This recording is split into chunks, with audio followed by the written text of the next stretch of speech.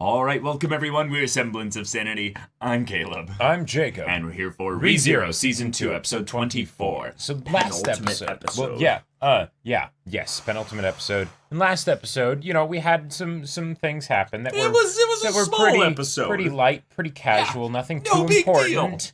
I think Ram's dead. I think Ram's I don't think dead. she's dead. No. Okay, her body was blasted back, which Come on, man. But that was like atomic, mushroom cloud. No. Come on, man. Ram.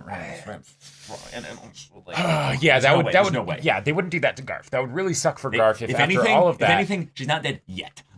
Sure. Yeah, she could. She needs she's to die in Garf dying, arms. Garf's arms. Yeah, exactly. But Elsa's or in also Roswaal's, dead. That too. Yeah, exactly. So we've got a situation where Amelia has finished the trials. Yep. She doesn't recognize Echidna and broke the spell thing. Yeah, that makes sense. Right, but that's a bit concerning, potentially. Yeah.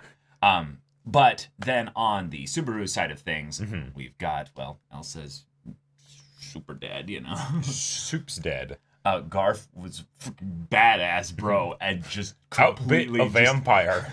Just completely wrecked her. Yeah. The whole episode was just pure hype, but just the idea that we got all of this in the one episode, and now we still have 2 episodes left. Yep.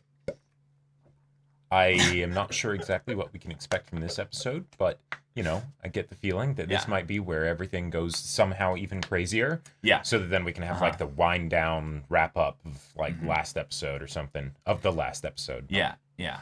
But, and the terrifying thing is that Roswaal is in the midst of still having the summoning thing of the weather change. That's right. Which will bring about the winter, which will then bring about the killer bunny rabbits. But if they open the sanctuary... Then they could at least run? Well, no, then they... then they'll be unleashed. Well... Because I would think that the weather in the sanctuary is localized because it's a pocket dimension, right?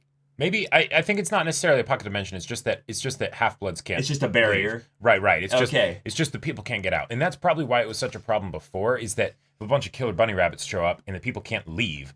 Yeah, they're just all gonna die. It's just a feeding trough. Right. Exactly. But yeah. But what is this all building up to for Echidna, for Roswaal, Subaru and Amelia? I want them to reunite. Yep. I want some badass moments between the two of them. And y'all, without further ado, let's get into this. Oh my god.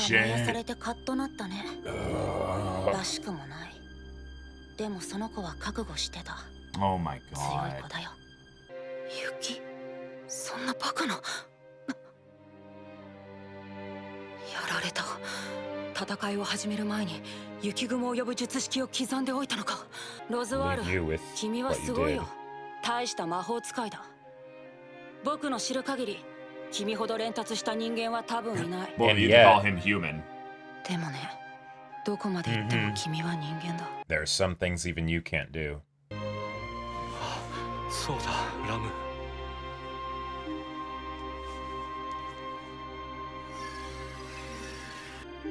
僕はどうしたらいいのですか、先生。また僕を。何もわからない僕を There you go. 導いてください、先生。エミリア様、なぜここへ？こんなにいっぺんに。エミリア様、これを。Oh. あ、パックなの？大精霊様は先んじてここを訪れ、術の発動を引き延ばし、こうして機会が与えられたなら、わしはわしらの役目を果たすべきじゃろう。役目はわかる。じゃがガーフはわしらの孫は外へ行こうと胸を張っておる。わしはあの子の背中を押すよ。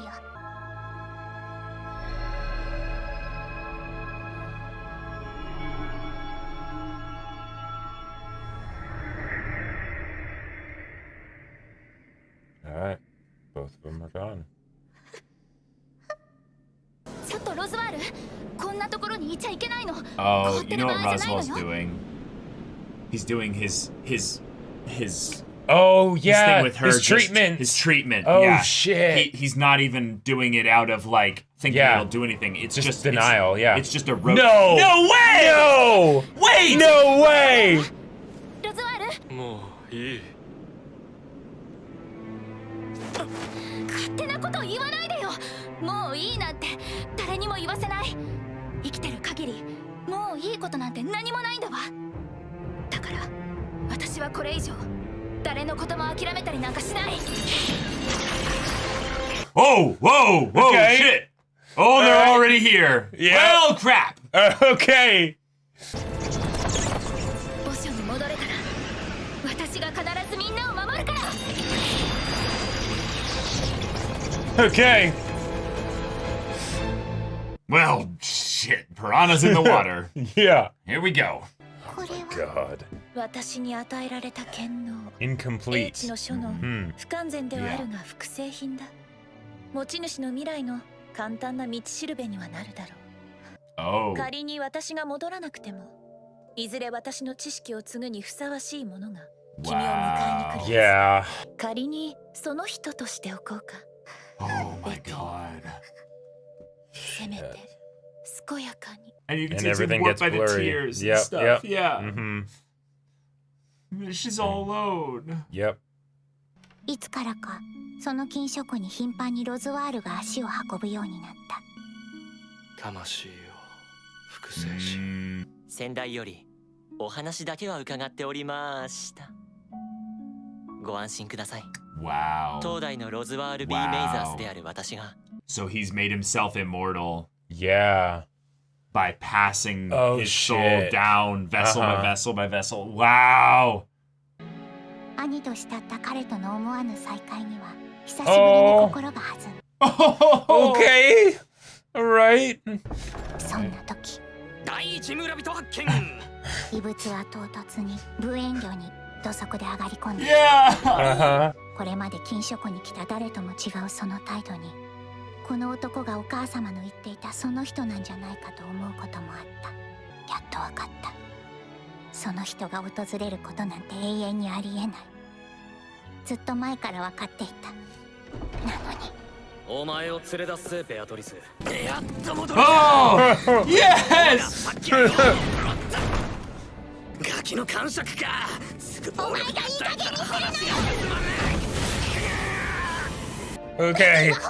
No, you're not. え Yeah. 本気なら俺がここに何度もたどり着けるもんかよ Uh-huh. Uh-huh. Yep. Yep. Let's go, Subaru. Come on. お前がその人だったら嘘でもそうだと言ってくれたらきっとベティはそれを信じてしまった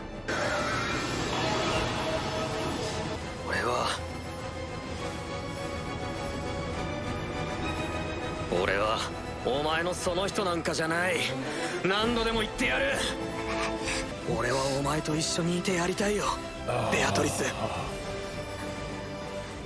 優しいお前が悲しくないようにそばにいてやりたいよ Yeah. Let it all the way So to the blank. end. Spin. Oh. And just like that, Oh, is she smoke animating starts it? pouring through the door. ベアトリス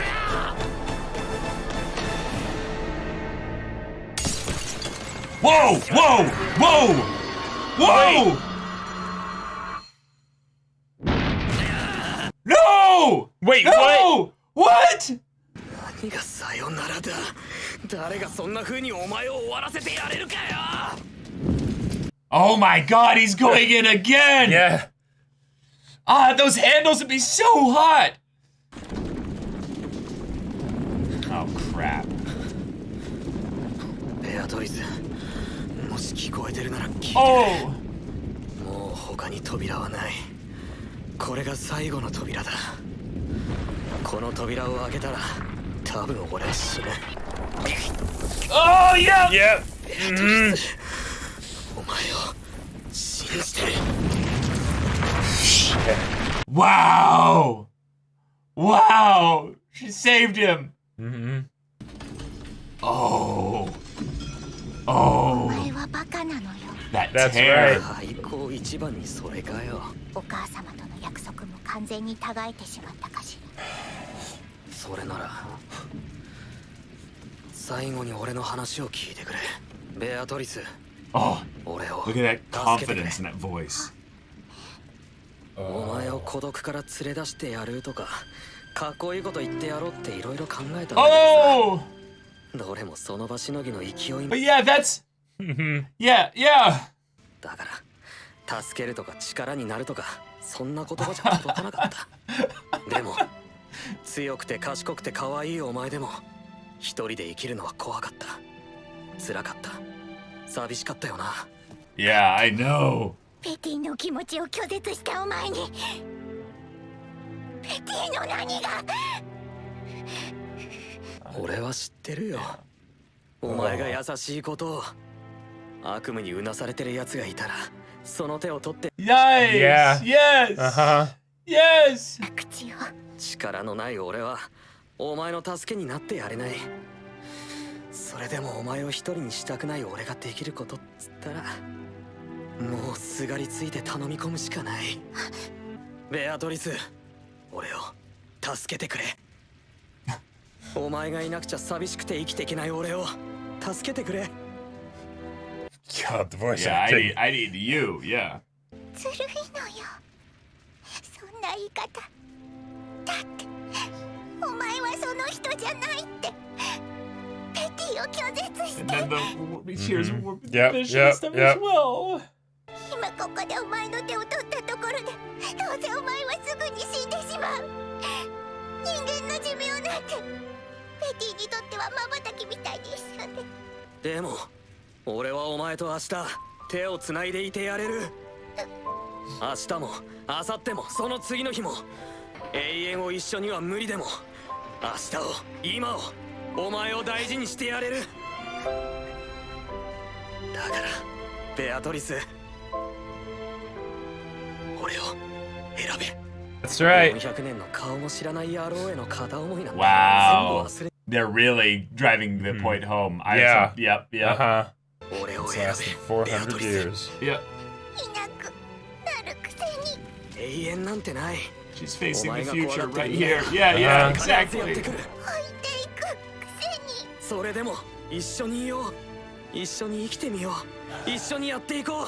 お前がここで過ごした寂しい400 Yeah, 年 take を a With blast. interest! What With a line! interest! What a line!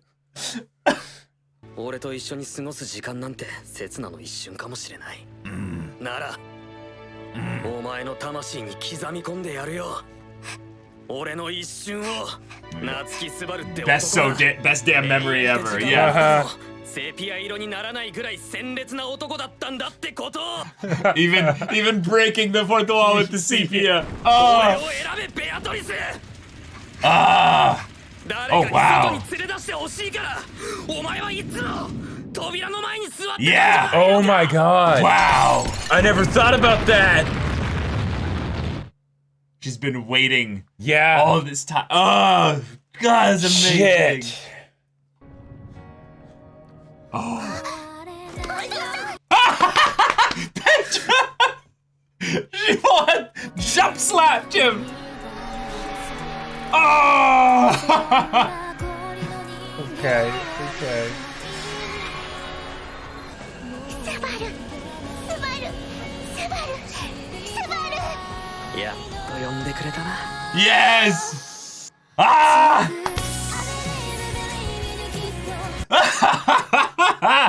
All right. Oh, now Beatrice is gonna just destroy the rabbits. Yeah. Boom! そんな無理しなくても大丈夫だよ。 Amelia time, yeah. She does. あとは任せて下がってていいぜ。初陣補正があるからね。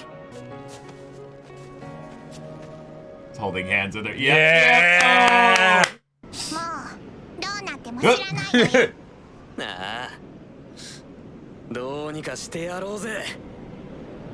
俺とお前で。 Oh my God. Ah, choose me. Yes. Yeah. That was so good. All right. Wow. All right, guys. Well, this is a fantastically cathartic moment for the series of ReZero.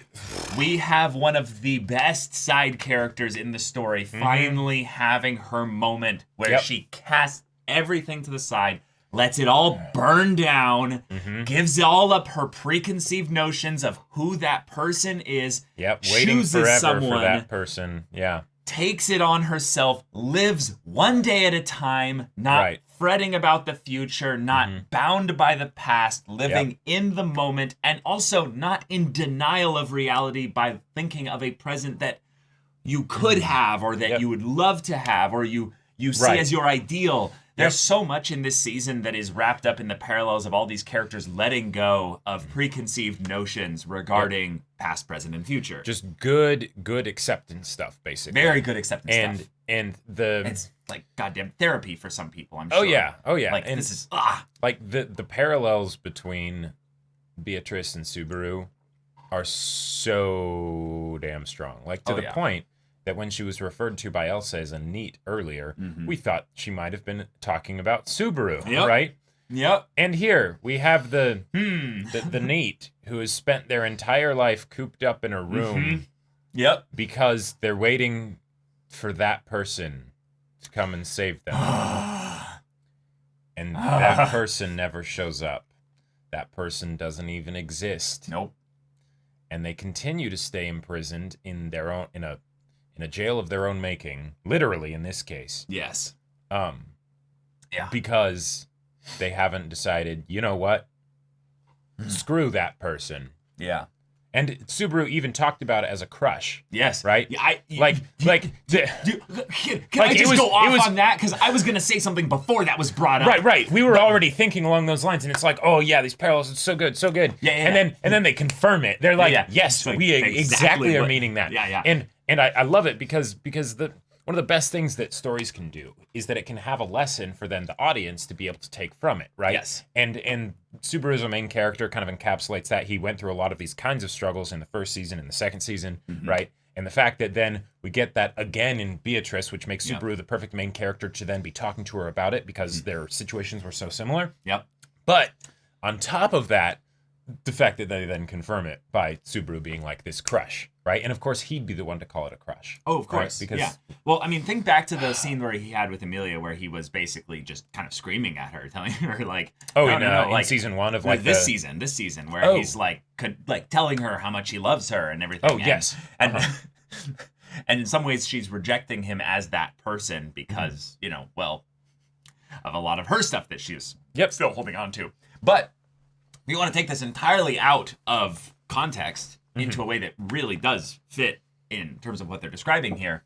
Many people believe in love being tied to that person. Right. Where I have to find my soulmate, my person of destiny, the one for me. There's one person out there for me. And that's that person, they'll come around eventually. But until that time, I will wait. Yeah. Wow, what a beautiful gilded cage you've built for yourself. Right.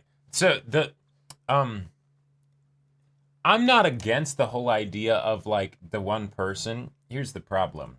It's not predestined. So obviously in this world, it's definitely not. But for all you know, someone can become that person. And it can happen in a way that you never would have expected. And this is would have expected. And this is one of the things that I love so much about how the whole thing with Beatrice happens because she's wondering, maybe, because she didn't expect Subaru to come along. No. All of a sudden he did. But he was so different. She actually thought he was that person. Right.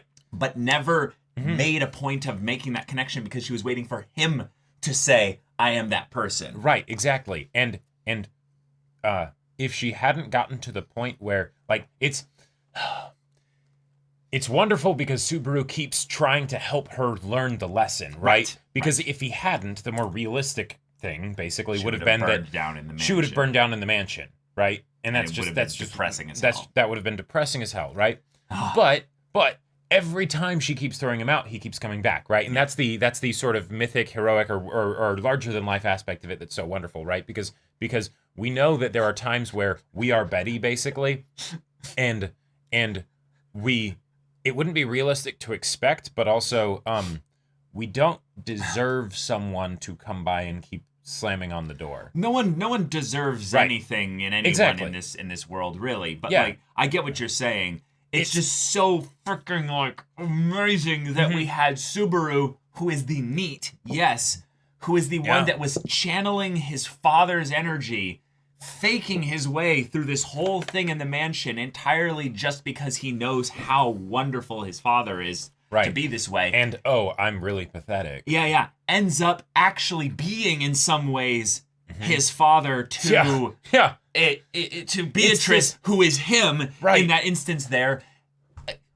It's that bit in season 1 where it's like a positive Ouroboros. It's so good. Like, the fact that in that season 1 bit where she actually does come out of the library and do all this stuff for him, form that contract to protect him and stuff. He asked her to save him. Here, now, at the end. He's like, I'm not going to do all this other, like, preachy stuff of, like, really, like, you know, charismatic things. Yeah. I'm going to say the thing that worked last time. Right. Please save me. Yep. It's not something to, it's not, because, okay. If you can convince someone into something, they can be convinced out of it. For something like this, the true victory isn't for Subaru to even say, because originally I was thinking it was a thing of, no.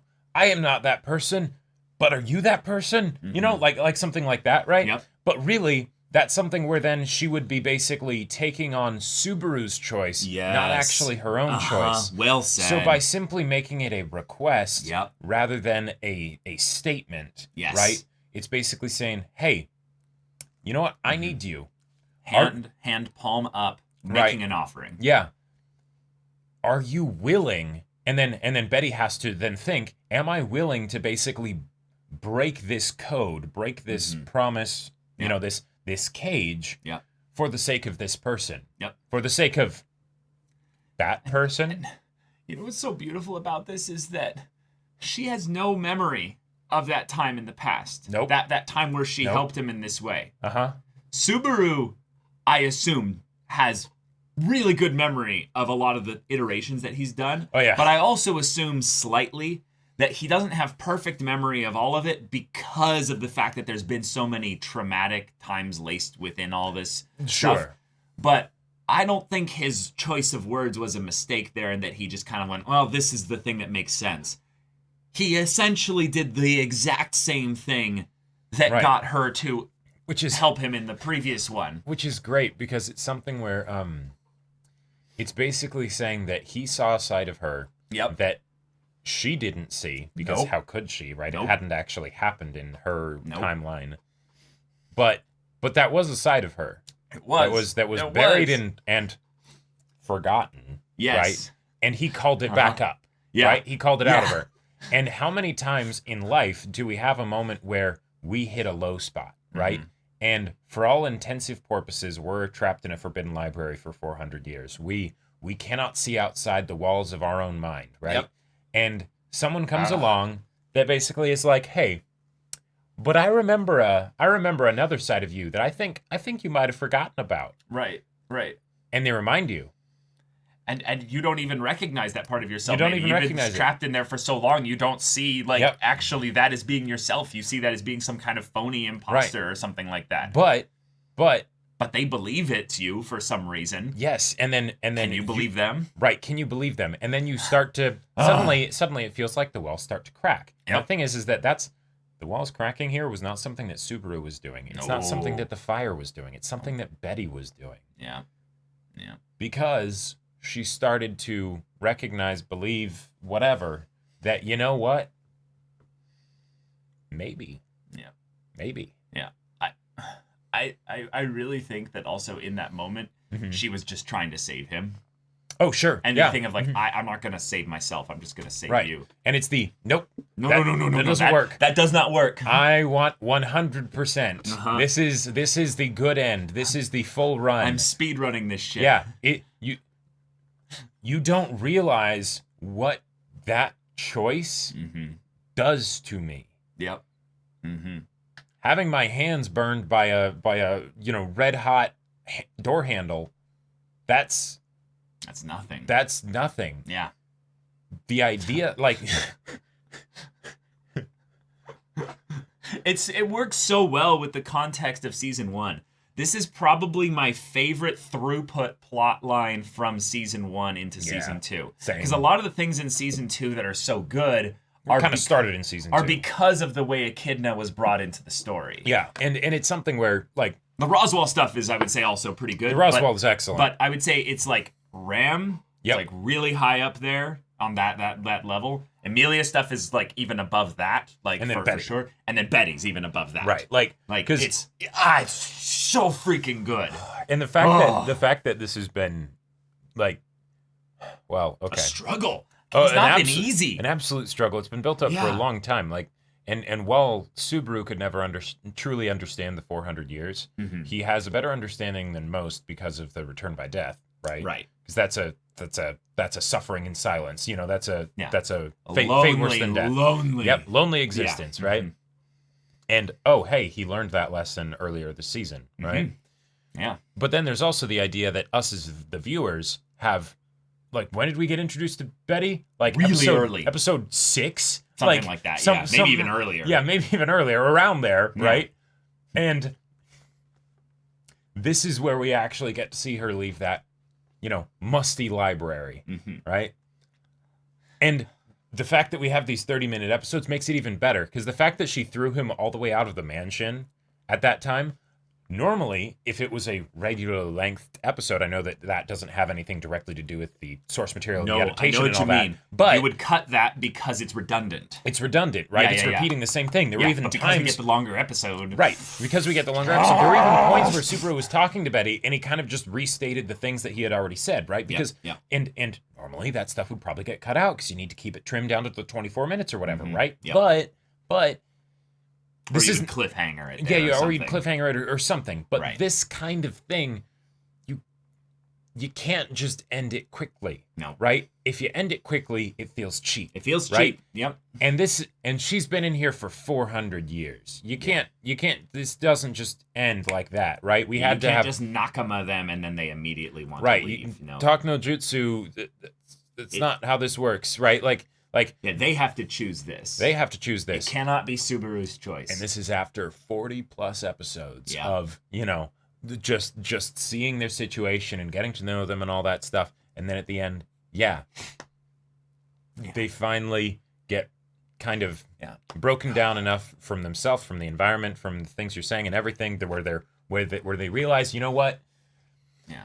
I love how the tree roots, if you will, kind of connect all back to Echidna in a lot of ways, in that there's something that this reminds me of, in not really a mythic kind of way, but in a maybe a bit more of a family kind of philosophy kind of way. Sure, they were kind of a family with Echidna. Yeah, and she calls her mother. Like, right. Like, Echidna is referred to as mother often by Beatrice. But the idea that the mother cursed the daughter by saying, someday you'll meet the man of your dreams. He'll come for you, riding on a white horse, in all his heterosexuality, just with shining armor, with a lance, and he'll break through the highest tower in this dungeon and arrest your heart. Yeah. And you'll go off with him and it will be wonderful. But until that day, you must stay here and live not your life, but a purpose I've deigned for you, not as some kind of independent being capable of free will, choice, love, joy, and all this good stuff. But no, you'll stay here and guard my dream, my stuff that I've accumulated, and pass it down to someone else. Even the function of that person is not to fulfill you. It is to fulfill my design. That's the amount of sickening parenthood stuff that this reminded me of. Not like my parents specifically, but I've seen this kind of thing acted out in fiction, artists in use reality, lies to tell the truth. In history. This is very, very much a like just horrifying thing. Yep. That Echidna, I don't think she thought even that much about it. Yeah. To even consider it to be intentionally malicious. And there was even the part of the way she phrased it where it was like, it really felt like she was trying to teach Betty a lesson. Like okay. Not in like a punishment way, but in like what do you mean? I want to see her figure this out. Or I want her to figure this out. That it's something we person, theorized about previously. Yeah. Yeah. But I think we need another talk with Echidna. I think we need another talk with Echidna, and even if that's the case, I still, Yeah, exactly. Exactly.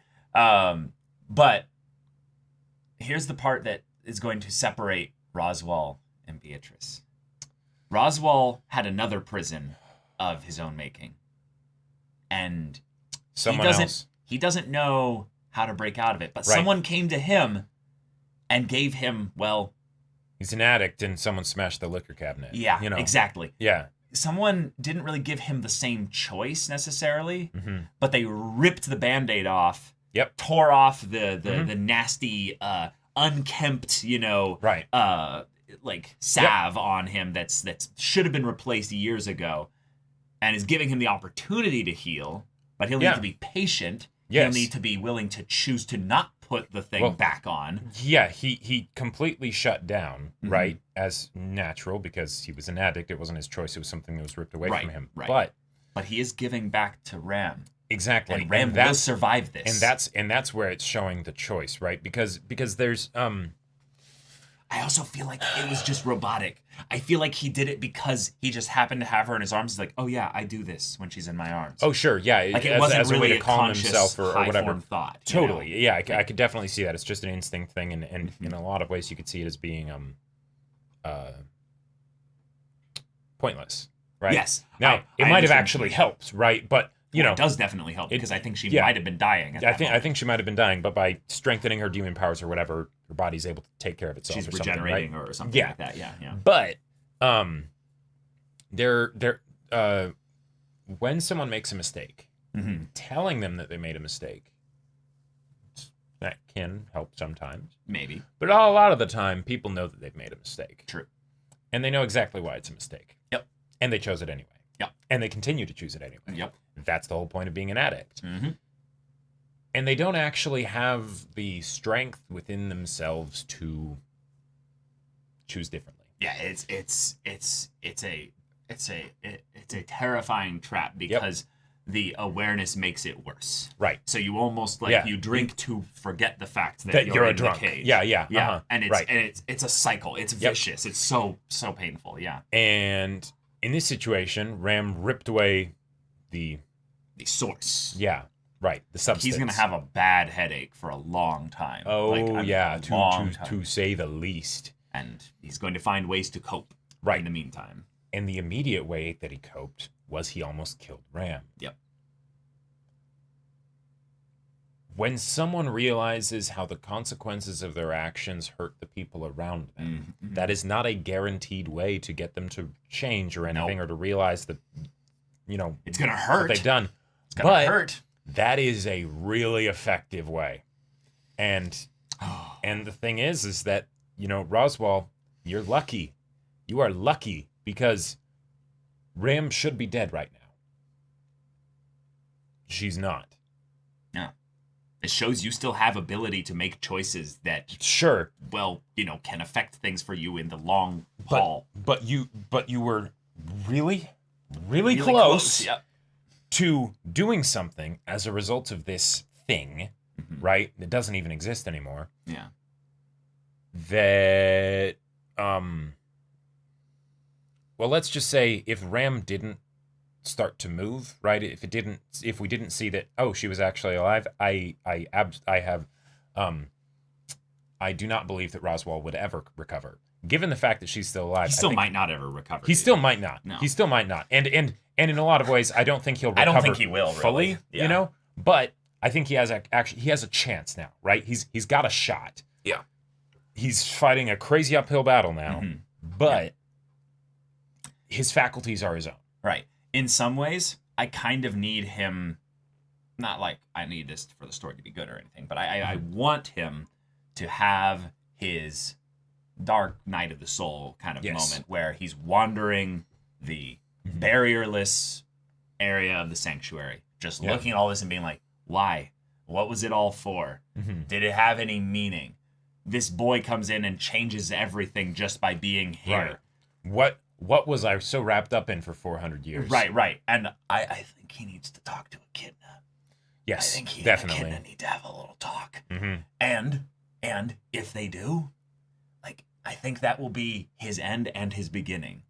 Right. It will be that moment where either he'll decide, fuck you. Like, right. It's the returning to the ex, right? The bad ex, right? And from when you got out of the toxic relationship because more of you were forced to be out of it.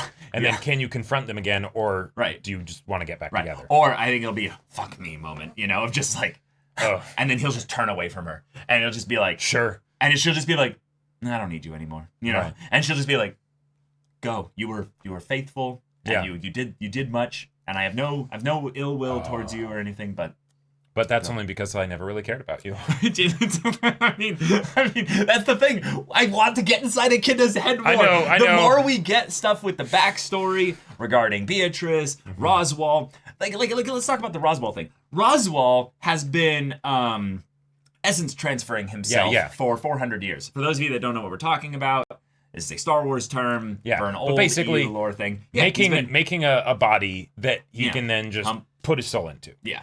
And we know that he and in some ways, Echidna have experience in the whole building bodies, homunculus kind of thing there. Right. But there also does seem to be an aspect of this where it is bloodline based, and there is actually maybe some kind of family built around it. But I think he's just cloning. He might be just cloning. Yeah. Yeah. So if that's the case, that's even more showing how lonely he is. Yep. He is someone who intentionally staved off basically the desire to just make a family. Sure. Have a family. And then have a conversation with his children and be like, hey, so I have a mission. Yeah.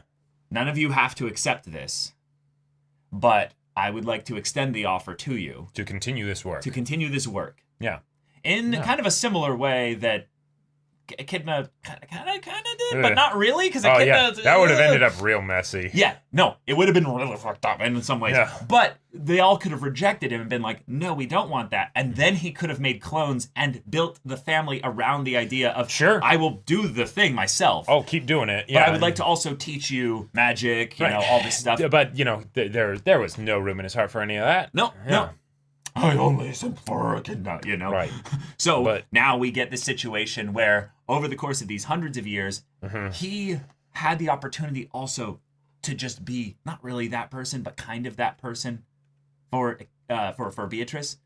Yeah. Because think about it. Yep. He was coming in there for knowledge. Echidna specifically said someone who would then be worthy to pass on all this knowledge. Sure. He's literally coming here for that. Mm-hmm. Yeah. She could have chosen him to be that person. Now, that would have been a whole different timeline version of events. In a lot of ways, I'm glad that it wasn't. I feel like that would have been a potentially even darker place for Betty to go. I agree. But she wanted it not to be someone that would pass down the knowledge, but for someone that would be the friendship replacement for Ryuzu? Ryuzu. Yeah. Thank you. Yeah. Because she didn't want someone who would be the inheritor of knowledge. Right. That's not what she was looking for. She was just looking for a friend, a companion, right. Someone that she could love and that would love her. Yep. That's it. And that much simpler. That whole conversation, by the way, of the I've been alive for 400 years. Yeah. And the next 400 years is gonna come and go, right? Your actual life, your existence, right? Even if you never desire to leave me, you will, because you're human. Yep.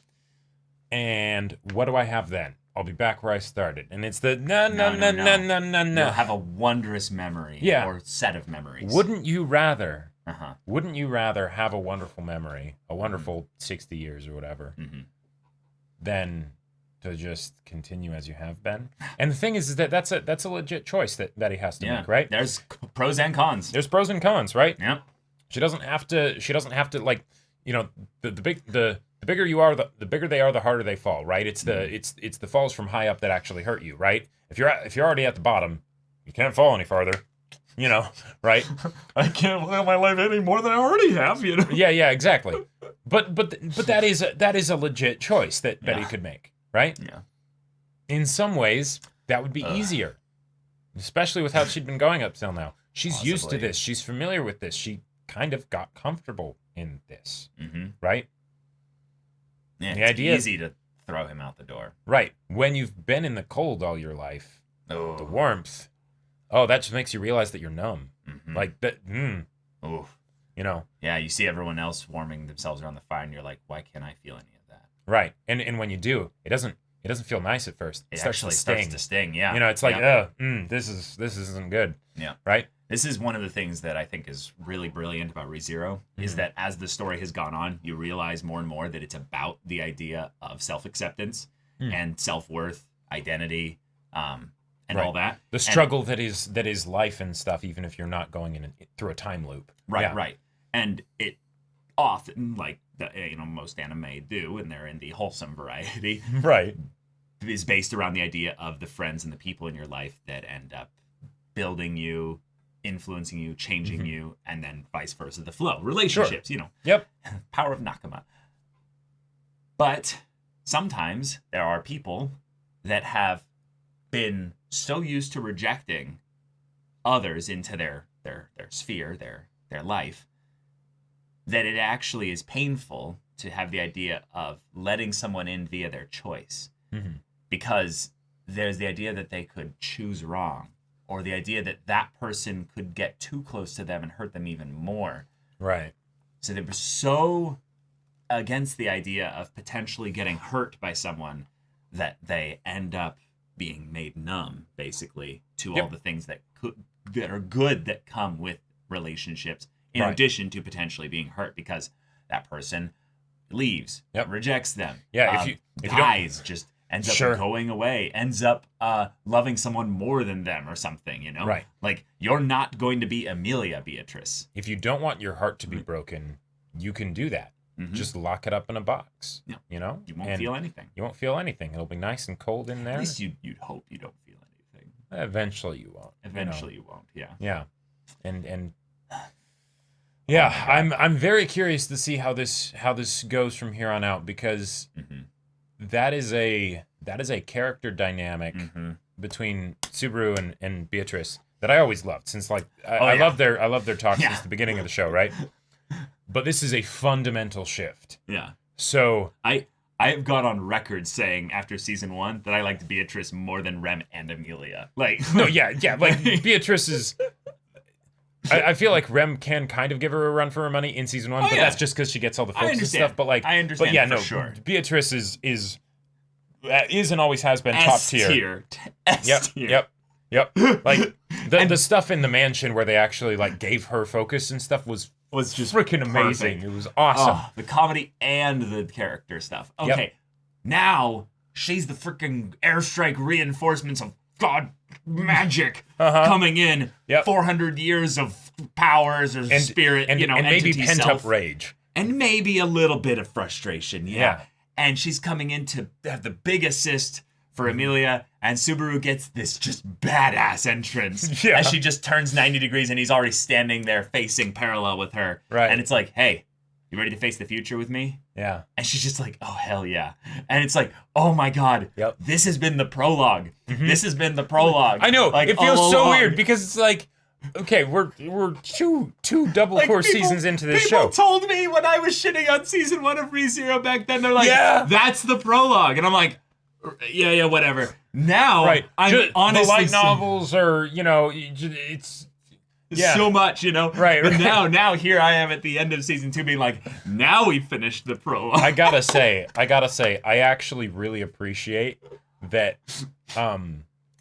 So, okay, this is going to sound weird, so I want to make sure I say this right. Right. I really appreciate that we had an arc as bad as the whale arc to end season 1 on. Yeah, Because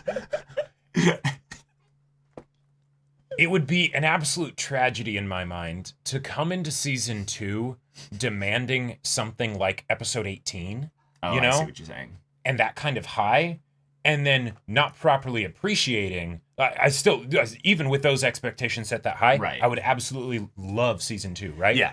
But the fact that we had that drop before, okay, makes it so that way, it's like, I feel like this should be my time to speak on this because I'm the one that like absolutely shit on the whale arc. Mm-hmm.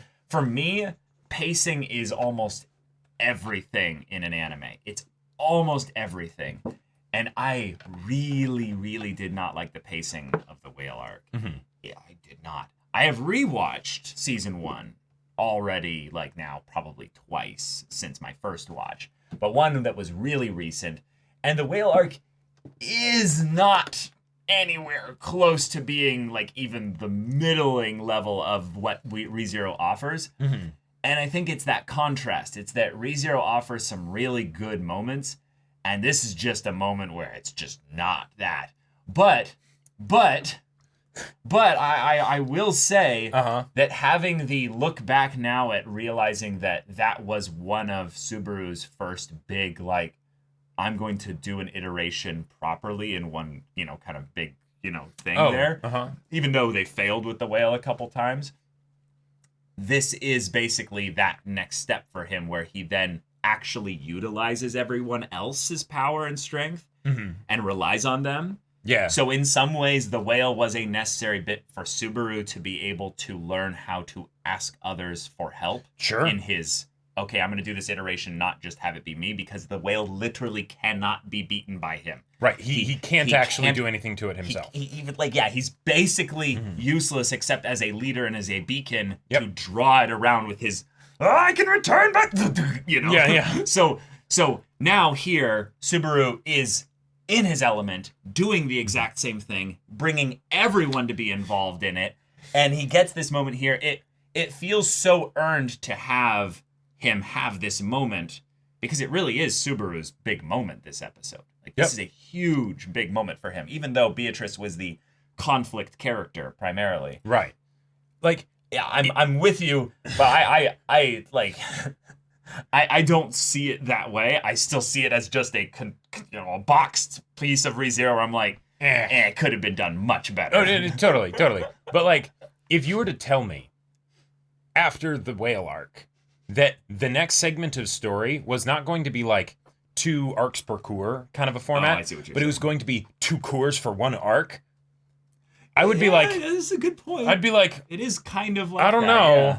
I don't know. I mean, that feels like, but what if it just doesn't land? What if, like all of these concerns that I would have of like, what if it just ends up not being that good? What if it gets too slow? What if it gets bloated? What if it gets slow, right? Like, I don't know, introducing a bunch of new characters. What if I don't care about them that much? It's weird, actually. There's barely any new characters introduced compared to season 1, actually. Yeah, I know, right? It's like season 1 is we're introducing everybody. Right, you've got like Garf, Echidna, Frederica, and Ryuzu. Yeah. Ryuzu. Yeah. And then the clones and stuff. Right. That's basically it. Basically it, yeah. But everyone else they go in depth into. Right. But this whole season has been an absolute treat. Absolute treat. And it's basically hey, were you faithful? Did you never give up on ReZero? And I'm just like, I gave up on ReZero. I gave up on ReZero. And they're like, well, that's okay. You are forgiven, my child. Yes. We're going to give you the good shit here. Right. We're going to just, yes, we're not going to just season Tuck you. that napkin under your collar. We're seasoning you in preparation for the good meat. Just the slab, just the big, thick, just meat, just flat on the grill. And you're just like, just drinking it all is wonderful. Yeah. But y'all, thank you so much for watching this episode's reaction and discussion. If you want to see the next episode's reaction and discussion right now, though, go check out the link in the description below for our Patreon. You can get an early access there. You can watch full-length timer reactions there, and all this comes with Discord access. So you can chat with us in the community there about this show, about anime in general, and also be sure to check out our Twitch channel. We stream every weekday. The info's in the description. Yeah, so if ain't that interests you, we'll see you there. But until then, we're Semblance of Sanity. I'm Caleb. I'm Jacob. And we'll see you all next time.